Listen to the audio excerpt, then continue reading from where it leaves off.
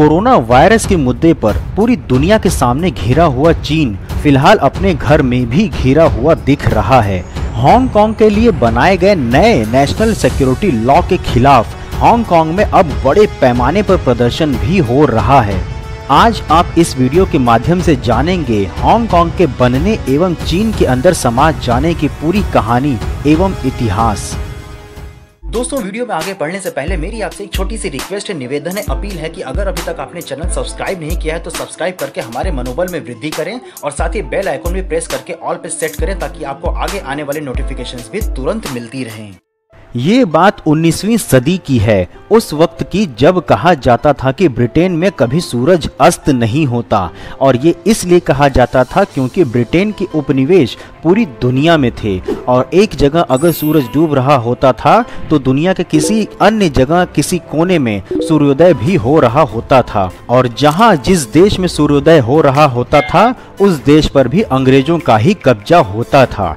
अंग्रेज दुनिया के नक्शे पर बने देशों में कारोबार करने की नीयत से घुसते थे और फिर उन देशों पर कब्जा कर लेते थे। कब्जे के लिए कभी बल का सहारा लेते थे तो कभी छल का, और आखिर में उस देश को अपना गुलाम बना लेते थे।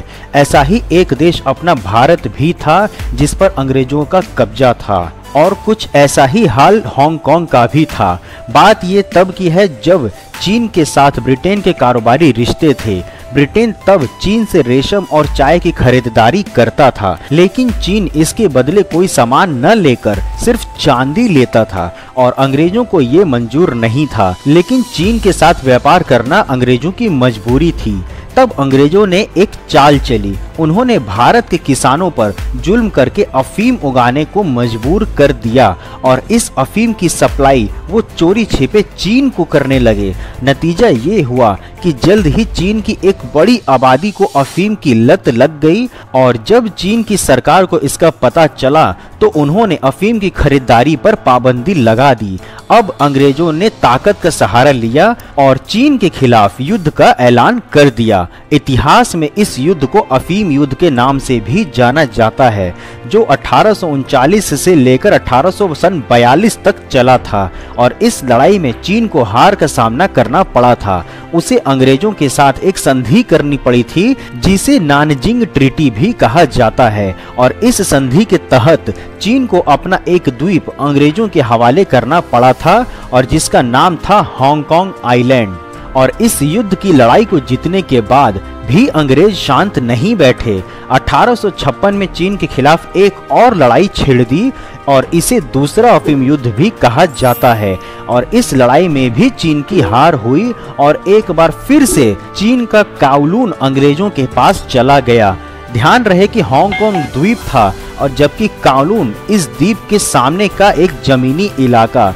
अंग्रेजों ने इस काउलून और हांगकांग आइलैंड को एक साथ मिलाकर उस पर अपना झंडा लगा दिया, और इसके बाद चीन के साथ ब्रिटेन की एक और लड़ाई हुई, और ये लड़ाई हुई थी 1898 में। और दिक्कत की बात यह है कि इसमें भी चीन की हार हुई और एक बार फिर से चीन को ब्रिटेन के आगे झुकना पड़ा, और इस बार चीन को अपनी जमीन का एक बड़ा हिस्सा 99 साल की लीज पर ब्रिटेन को देना पड़ा। ब्रिटेन ने इस हिस्से को भी काउलून और हांगकांग के साथ मिला दिया, और इस पूरे समझौते का नाम दिया गया convention for the extension of Hong Kong territory. और अब चीन से जीते हुए इस इलाके को अंग्रेजों ने एक मुल्क की तरह इस्तेमाल करना शुरू कर दिया था और नाम रखा हांगकांग। अंग्रेजों ने अपने कारोबारी फायदे के लिए इसका खूब इस्तेमाल किया, और इस्तेमाल की बदौलत हांगकांग में बंदरगाह से लेकर नई नई सड़कें तक बनाई और इसकी अर्थव्यवस्था भी मजबूत हो गई। लेकिन जब दूसरा विश्व युद्ध खत्म हुआ और जीत के बाद भी अंग्रेजों को खासा नुकसान उठाना पड़ा, तो ये साफ हो गया कि अब ब्रिटेन की उपनिवेशवादी चरित्र लंबे समय तक कायम नहीं रह सकती है, और एक एक करके ब्रिटेन अपने उपनिवेशों को स्वतंत्र करता गया और अपने फैले हुए दायरे को समेटता चला गया। बात हांगकांग की भी हुई। करार के मुताबिक हांगकांग पर ब्रिटेन का कब्जा 1997 तक था, क्योंकि उसी साल 99 साल की लीज की अवधि खत्म हो रही थी, और 1997 में ब्रिटेन का हांगकांग पर से दावा पूरी तरह खत्म भी हो गया। हांगकांग वापस चीन को दे दिया गया, लेकिन इसके साथ एक समझौता भी हुआ। समझौते के तहत ये तय हुआ कि चीन को हांगकांग के लिए एक अलग व्यवस्था करनी होगी और इसके तहत चीन अगले 50 साल तक हांगकांग को राजनीतिक तौर पर आजादी देने के लिए राजी भी हुआ था और इसे कहा गया था वन कंट्री टू सिस्टम्स।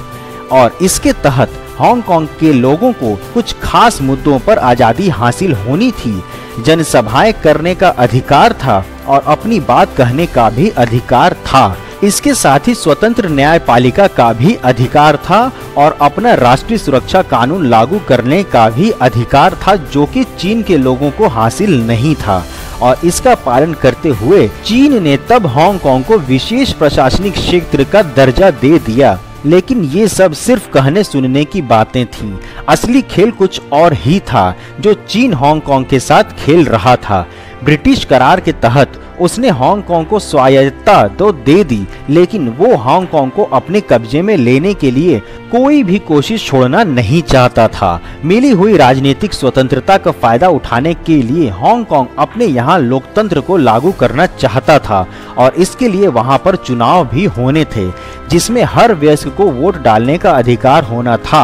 साल 2007 में चीन ने कहा था कि वो साल 2017 तक हांगकांग के हर वयस्क को वोटिंग का अधिकार दे देगा, लेकिन 2014 से 15 के बीच में चीन ने हांगकांग में चुनाव सुधार के नाम पर एक नया कानून थोपने की कोशिश की। चीन ने कहा कि हांगकांग में होने वाले चुनावों के लिए उम्मीदवार तय करने की जिम्मेदारी 1200 सदस्यों वाली एक कमेटी की होगी। हांगकांग के लोगों ने चीन के इस फैसले का विरोध किया। वो सड़क पर भी उतर आए और प्रदर्शन करने लगे।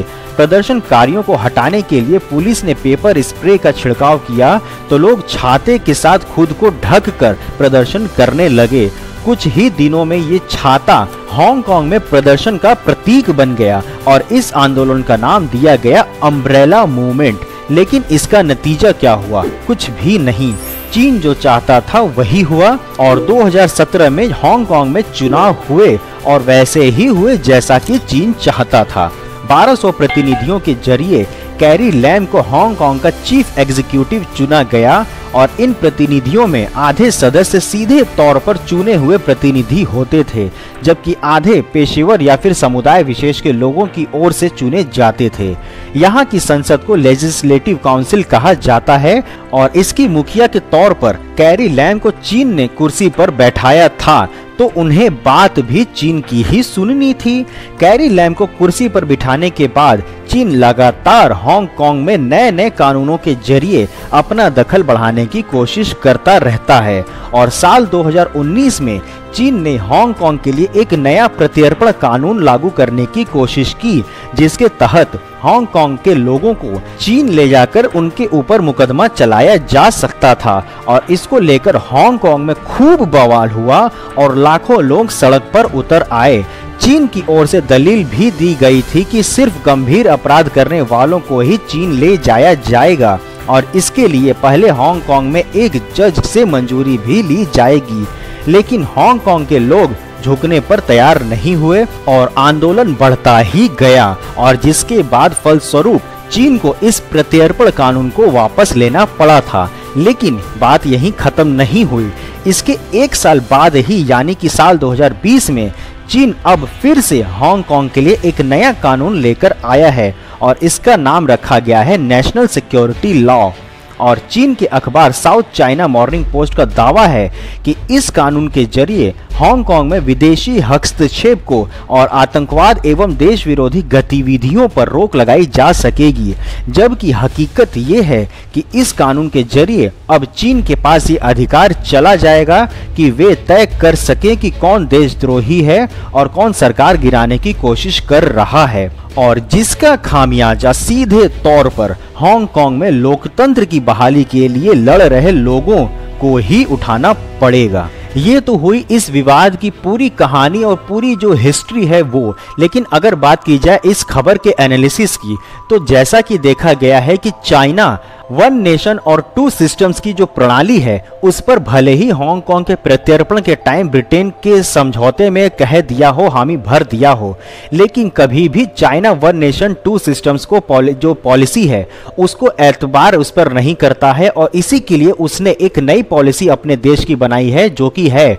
वन चाइना पॉलिसी, और जिसके तहत उसके पूरे देश के क्षेत्रफल जहां पर भी उसके जो चाइना के जो पुराने राजाओं ने कभी भी कहीं भी राज किया है, उसके तहत, उस पॉलिसी के तहत उस पूरे एरिया को वो अपना मानता है और कभी ना कभी भविष्य में उसे अपने पास, अपने अंडर कंट्रोल में लेने की उम्मीद रखता है, बल प्रयोग से चाहे छल प्रयोग से। और इसके ही अंदर आ जाएगा, अगर लागू होता है तो, ताइवान एवं वियतनाम भी। इसके अलावा कई सारे साउथ चाइना सी के जो छोटे द्वीप हैं वो भी, जिस पर कि ऑलरेडी चाइना अभी कब्जा कर रहा है। तो दिक्कत की बात यह है कि वन चाइना पॉलिसी तो बहुत ही खतरनाक है पूरे विश्व के लिए। अब देखना यह होगा कि इस नए जो नेशनल सिक्योरिटी लॉ की जो इंपोजमेंट जो चाइनीज सरकार कर रही है, और जिसके ड्राफ्ट को कई सारे जो प्रमुख कंट्रीज हैं, अमेरिका, यूके और इंक्लूडिंग भारत, उसको भी भेजकर इस लॉ पर स्वीकृति की अपेक्षा की गई है चाइना के सरकार के द्वारा। अब देखना यह होगा कि इस जो नया नेशनल सिक्योरिटी लॉ है इसको इंपोज करने में पूरी दुनिया समर्थन करती है इस चाइना की पॉलिसी की, या फिर इसका विरोध करके हांगकांग के लोगों की, जो वहां के लोगों की आज़ादी की आवाज़ है, उसको सुनने और उसको और मजबूत करने में उनकी मदद करती है, या फिर चाइना की। और अगर भारत के पॉइंट ऑफ व्यू से देखा जाए तो जिस प्रकार से चाइना भारत के जम्मू एंड कश्मीर हुआ, लद्दाख हुआ या फिर अरुणाचल प्रदेश हुआ, इन सभी जगहों पर जिस तरह से हस्तक्षेप करता है और भारत के खिलाफ कदम उठाता रहा है, तो अब भारत के पास भी एक अच्छा अपॉर्चुनिटी और मौका है कि वो चाइना के इस पॉलिसी पर अपना जो राय है वो कूटनीतिक तौर पे कितनी मजबूती से और किस तरफ और किस पक्ष में रखता है, ये भारत के लिए भी एक अपॉर्चुनिटी ही है। और रही बात हांगकांग के लोगों की, जो कि ब्रिटेन और चाइना के सरकार के जो फैसलों के बीच में पिस रहे हैं, अब उनके साथ क्या होना है, उनके भविष्य का किस तरफ निर्धारण होगा, ये तो वक्त ही बताएगा। दोस्तों, वीडियो के विषय में अगर आपके कोई सुझाव हो तो मुझे कमेंट सेक्शन में लिख के जरूर बताइएगा। साथ ही वीडियो में दी गई जानकारी एवं सूचनाएं अगर आपको पसंद आए तो वीडियो को लाइक एवं शेयर करना मत भूलिएगा। इसके साथ ही अगर आप नए हैं चैनल पर तो चैनल को सब्सक्राइब कर हमारा मनोबल में वृद्धि जरूर करें। फिर मिलेंगे नेक्स्ट वीडियो में, तब तक के लिए जय हिंद।